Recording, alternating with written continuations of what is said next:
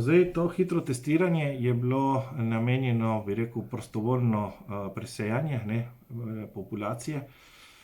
Po drugi strani, recimo v tej lokaciji bomo tudi izvajali testiranje pred začetkom šole, verjetno.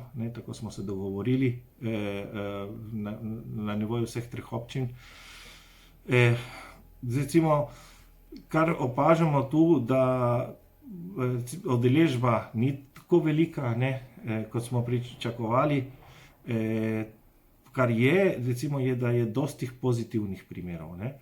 In te dosti pozitivnih primerov mogoče zaradi tega, ker ne verjamejo, recimo, da imajo COVID, ko imajo pozitiven test, recimo, ko imajo pozitiven test, ko jih pokličemo nazaj, dejansko povedo, da so že 3 do 5 dni bolani.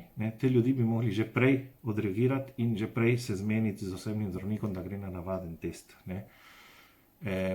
Ker recimo, ko se prehajajo recimo s tem prehladom, ker lahko je tudi COVID, prenesijo to okužbo ostalim.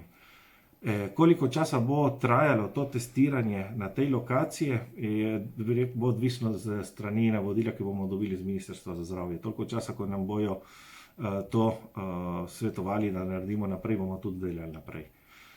Torej, če nekdo je, bi rekel, ni 100%, če je, ni bolan, bi rad vedel, v kakšni situaciji je dobrodošel, da se pride tudi dol testirati.